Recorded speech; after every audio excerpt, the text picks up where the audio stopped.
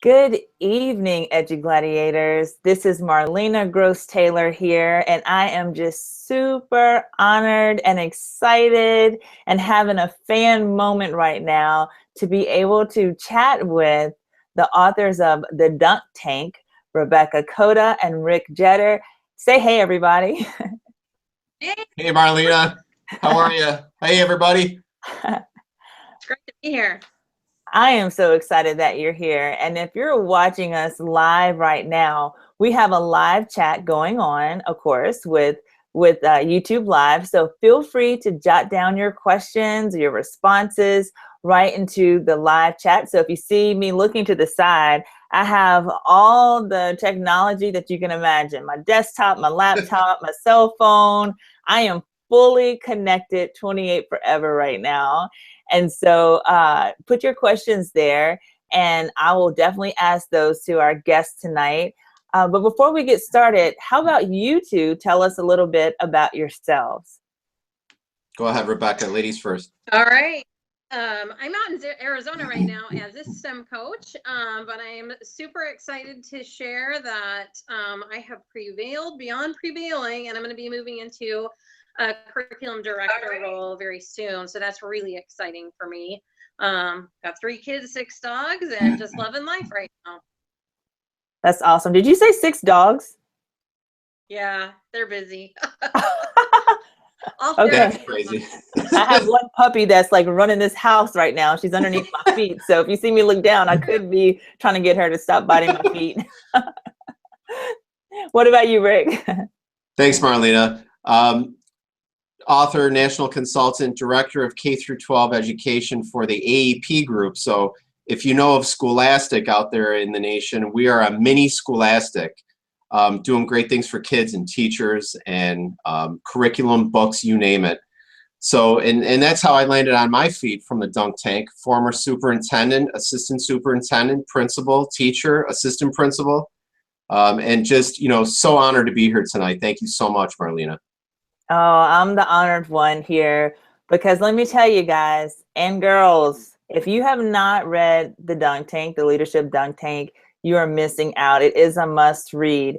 I know for me, it just was affirmation as I continued to transition, to grow. And I just loved it. Gosh, it just ignited me like, okay, let me just go conquer the world. Like, we can do this. So maybe the best place to start, Rebecca and Rick, is how did you guys even come up with this concept of the Dunk Tank?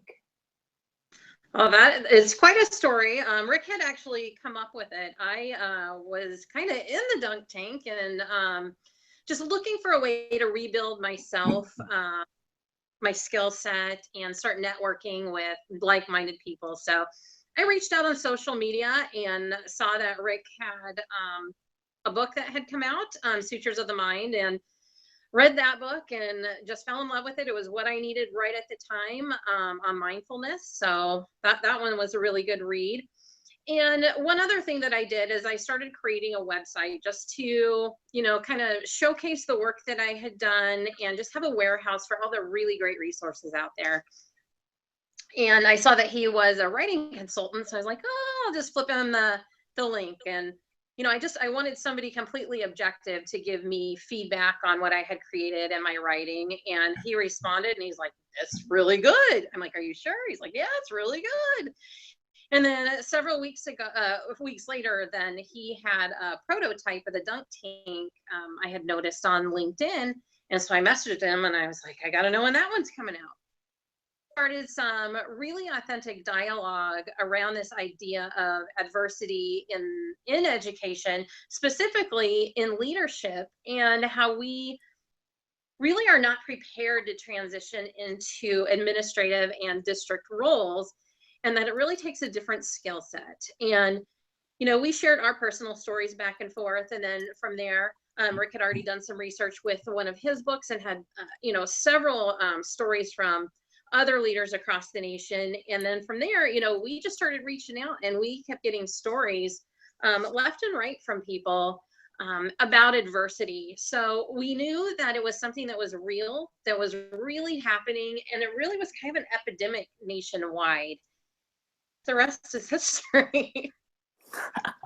I love that. I love that. And I think that is needed, you know, because I think um, sometimes there could be a perception that, you know, the dunk tank, oh, you know, people aren't being positive because, you know, it's the dunk tank. And I see it as the exact opposite. To be able to be so transparent and say like, hey, this is what I'm going through. This is like really happening to me. And I want to know how to get out of this. So Rick, what's your take on that? Have you guys had that before? Like, because I love the book. It's so positive to me. No, thanks, Marlena. You know, that's funny you mentioned it, because I kind of think of this as like, we're not scorned, right? We're not, we didn't write this book because we're scorned and we're bitter and, you know, we're going to get our adversaries back. And, you know what I mean? And some people think that.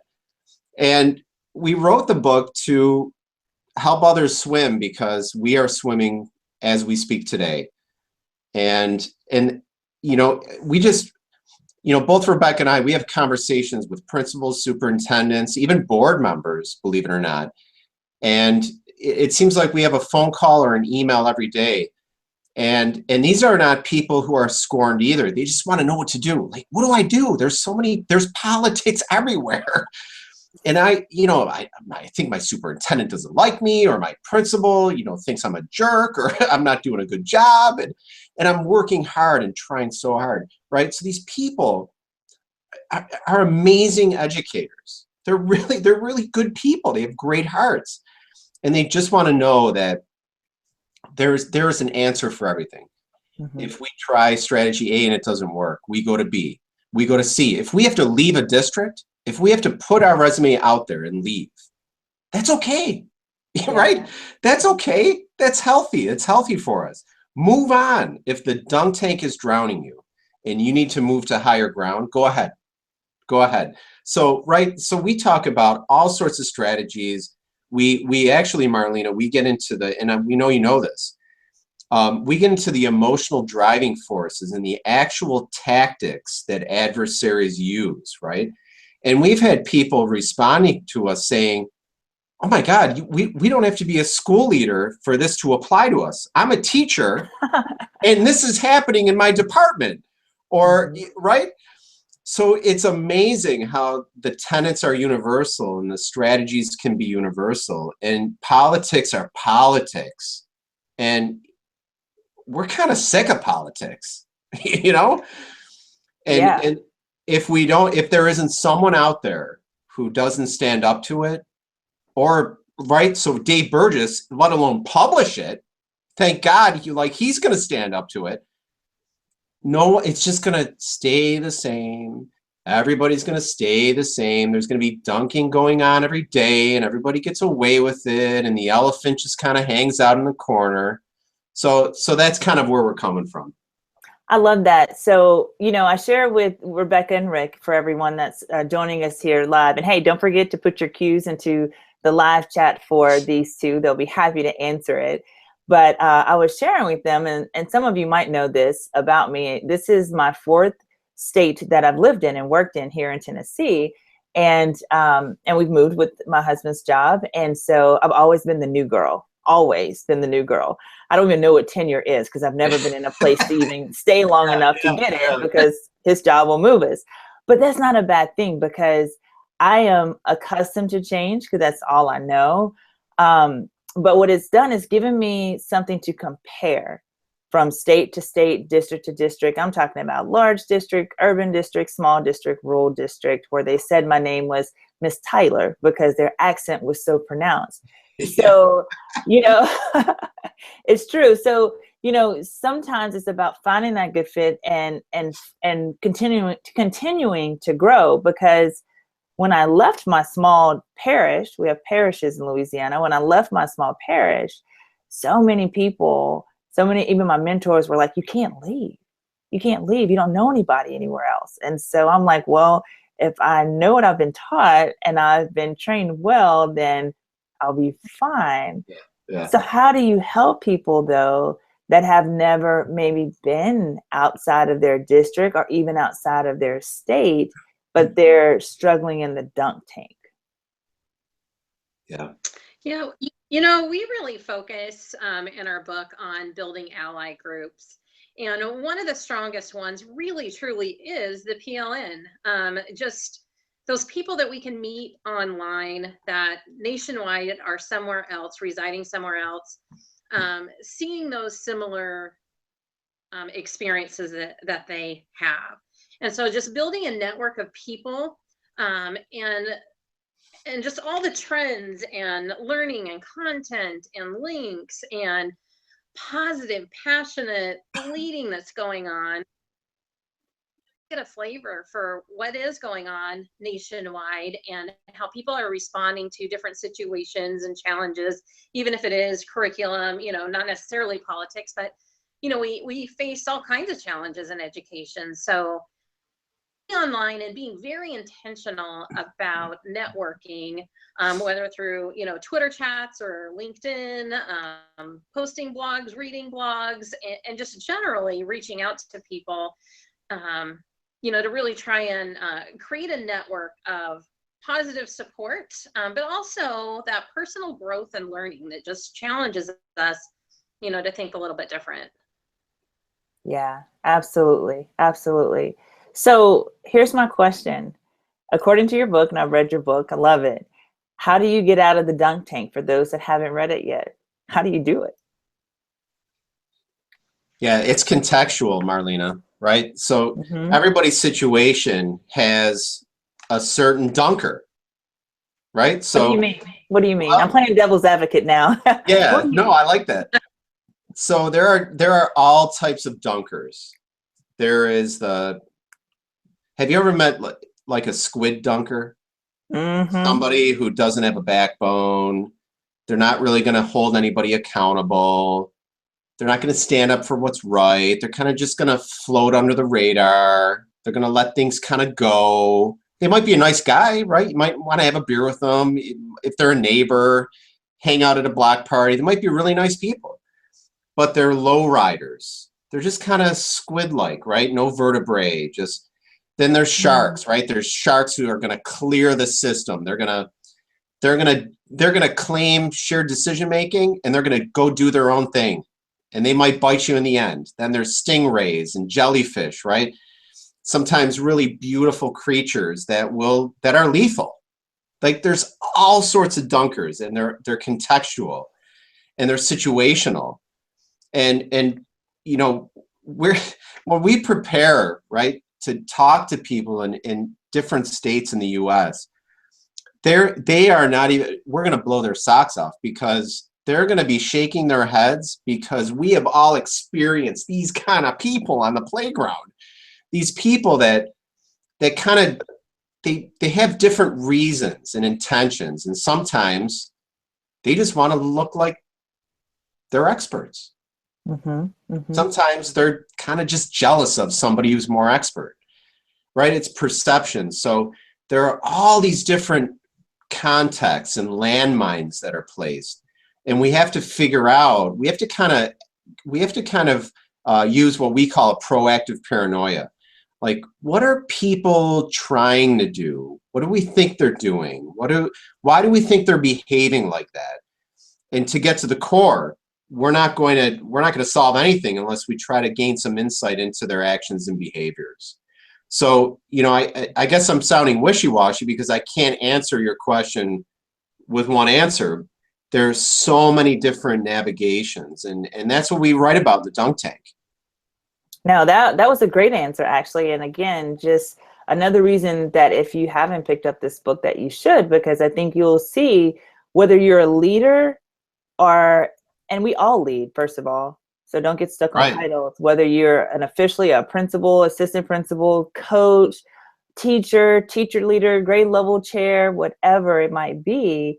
I think that we'll see we can relate to what you're talking about, Rick and Rebecca, because we know people like this. Like, as you were going through the list, like my mind was just filling up and I was trying not to roll my eyes in case the camera, because I know what you're talking about and we've all experienced that, So, when you list some of those types of leaders in those situations, what is the situation that you found, and this is to you too, Rebecca, as you guys have been supporting people as they navigate, their careers and their work environment, what has been probably the most prevalent situation or type of leader that people are having to deal with? And what strategies have you shared with them to get through that? That's a really good question. And what's even more interesting about it is we have just partnered with the University of Louisiana to do a research study on that. Go Tigers. I have to say that. Go Tigers. I saw that. I retweeted that. So thank you. And we at Lafayette the survey, so we have so based on our conversations with people, we would tend to say probably jealousy, and even just not, that's a good question. Probably jealousy for sure. Not necessarily revenge, but a lot of times it's just covering up for inadequacies even. But it will be very interesting to see how that research turns out, because once we have that, then we're going to be able to give some really powerful, strong suggestions based on that research. But I think regardless of the emotional driving force that is coming at you, it really is about encouragement and empowerment and really being prepared. The latter part of our book really focuses on those positive tactics that you can do to empower yourself, whether it's the ideological practices, just understanding the laws of line relatedness, and just being equipped to know the different tactics that people use. And none of those tactics are like intentionally malicious. Nobody wakes up and says, I'm going to be a really mean educator today and attack people.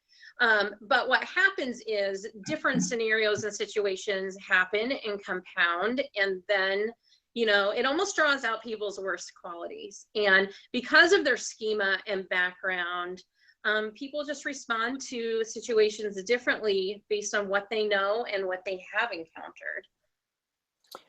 Well, I answered your question or not? No. I love that, because, a lot of the things that I saw when I read the book, my undergrad from LSU, by the way, is in psychology. And so I saw a lot of correlations from my undergrad work in psychology and dealing with people and even students as well, because you can kind of see some of those tendencies in students, like some of those leadership qualities there. That's why having those leadership classes, I think, is critical in middle school and high school, so we can help develop the right kind of leader. So no, that was great. That was a great correlation that I saw.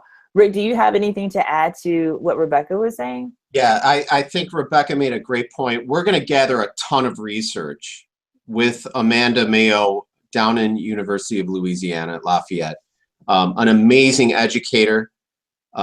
Just a brilliant woman. But listen, 7 out of the past 9 conversations I had over the past 2 days, I'm telling you, Marlena, they are yelling squid.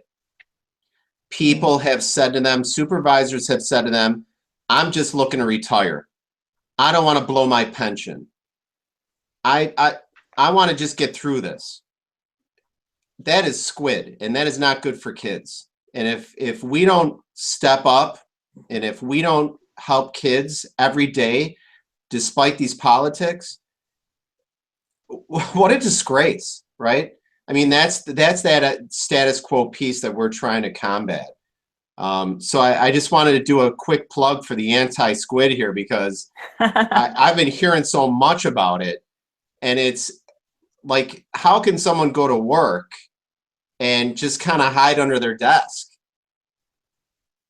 to get to retirement? You know what I mean? Right. It's crazy. Yeah. So politics run amok and situations run amok. So the squids kind of just perpetuate it.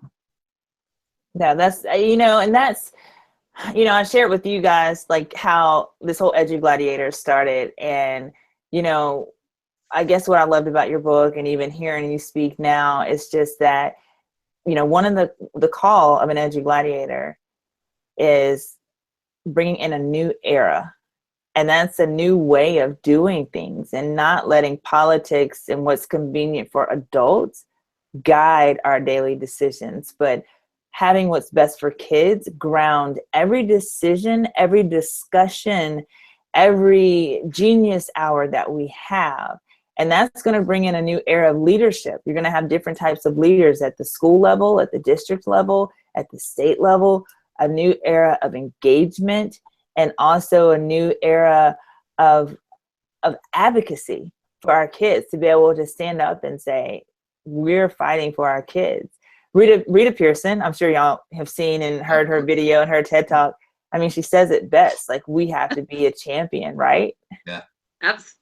Yeah. We have to be a champion for our kids. So as we're talking about this, is this important for our kids to see us, how we navigate these waters right now? Yeah. Absolutely, Oh, 1,000%. And Yep. you know what, we've put a lot of thought into that.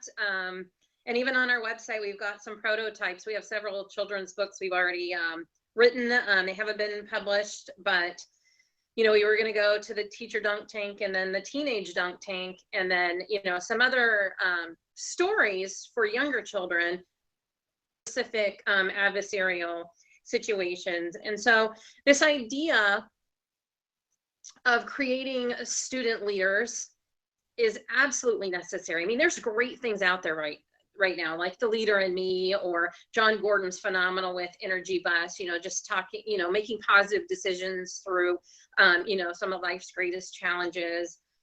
You know, even the 7 Habits of Highly Effective, great things out there, but nothing specifically targets adversity and adversarial situations and specific strategies to navigate out of them. So, I mean, that's one of our dreams and visions and next steps.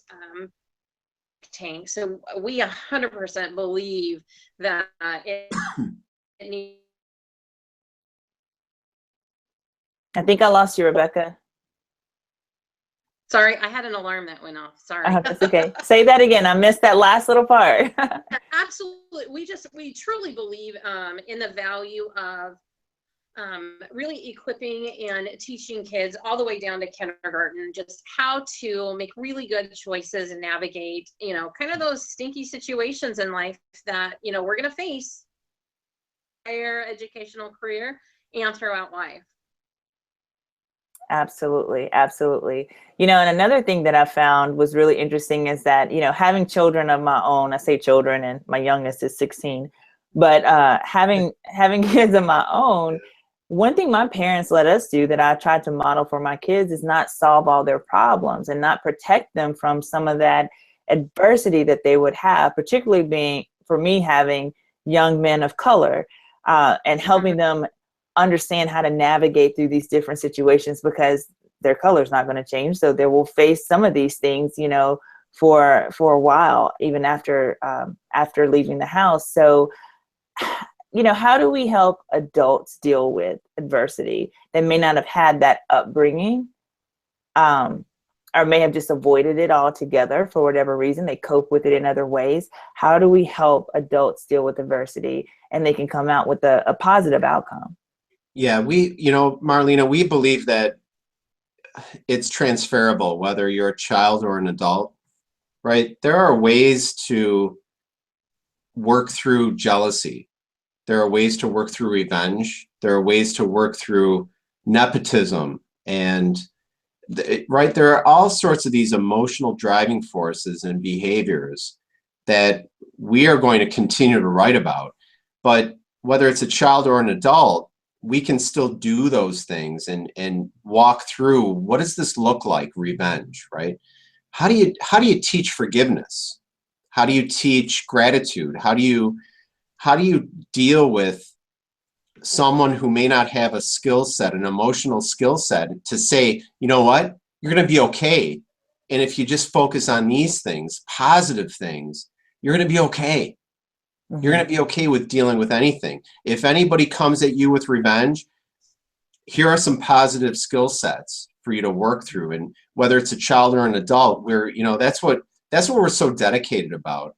you know, this isn't the first book. This is going to be, we talked, you know, this morning, this is almost like the stepping stone to a series that we're working on, and also a book that we would love to entitle Teaching Adversity. Oh, wow. I mean, That is, wow. That's the missing link in character education and emotional Yes. intelligence is Yes. teaching adversity, right? We all go through character ed, which is great. Don't get me wrong. Mm-hmm. Teaching responsibility, teaching respect, teaching service, right? And servitude. But what about dealing with illness, dealing with job loss, dealing with rape, dealing with all of these things that are adversarial conditions in life, and how are we going to pull through those things? Right. So we see it as transferable for kids, for adults, and it's our mission. I mean, it's one of our missions. I love that mission. I cannot wait to read that book because I totally agree with that.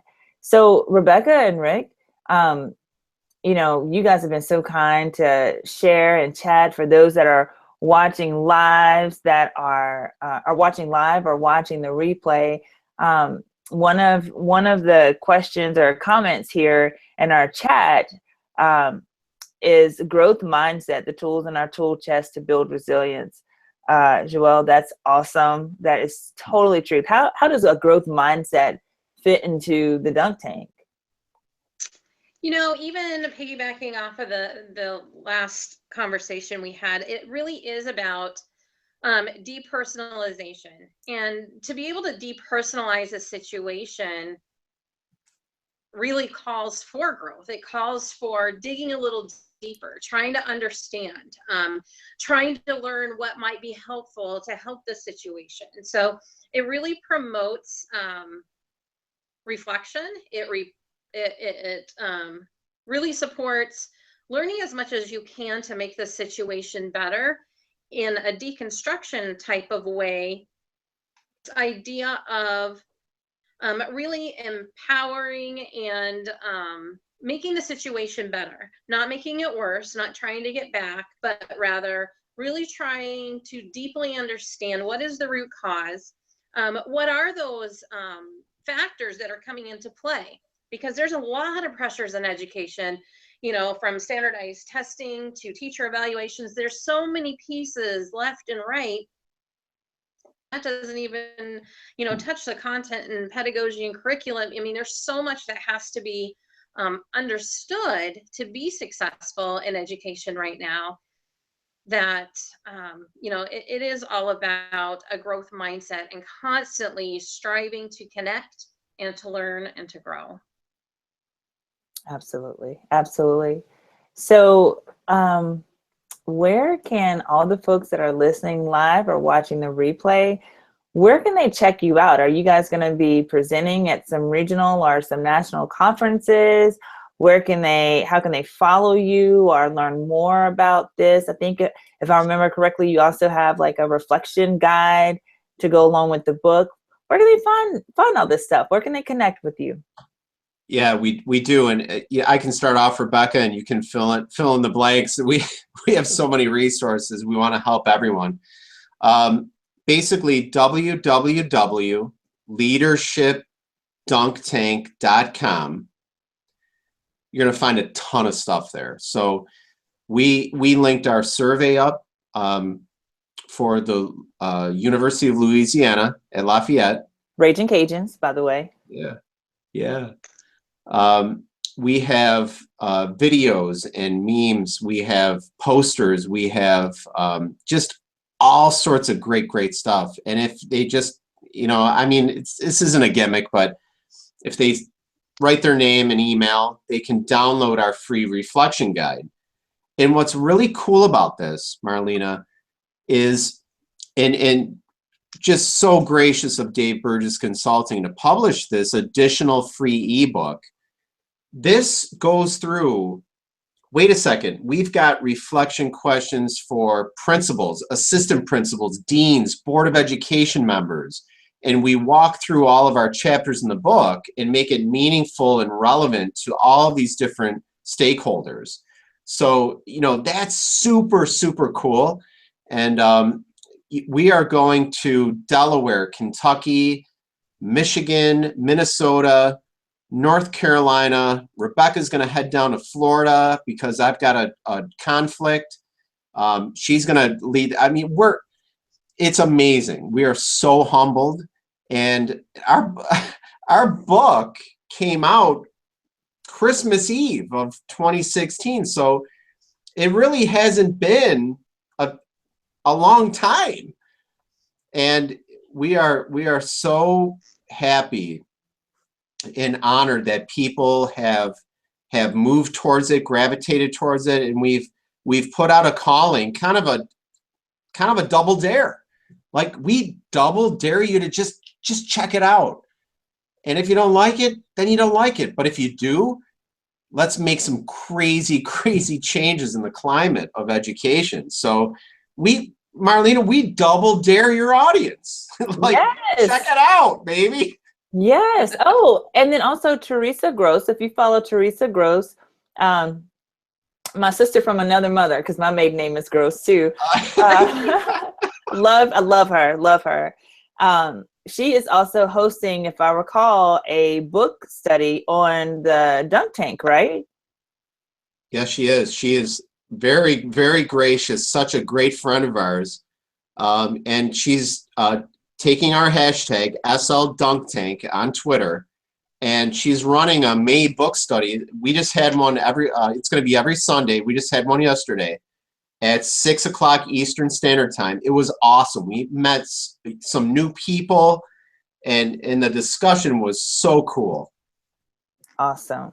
And Rebecca, how can they find you on Twitter or whatever other social media handles that you have, or any upcoming dates that you want to make sure that we all know about? I mean, really, it's just the SL Dunk Tank hashtag. We've been running everything through that. You know, Rick has his own website, rickjetter.com. I've got my own, rebeccacoda.com. And, you know, you can see future projects that are going to be coming out. You know, we had talked about the adversity book. He and I have another book, Stories from the Playground, that's going to be coming out here fairly soon too. We're in the middle of that one right now, plugging away. So the next be out. So I mean, we have tons planned. So I really would encourage you to sign up on our leadershipdunktank.com.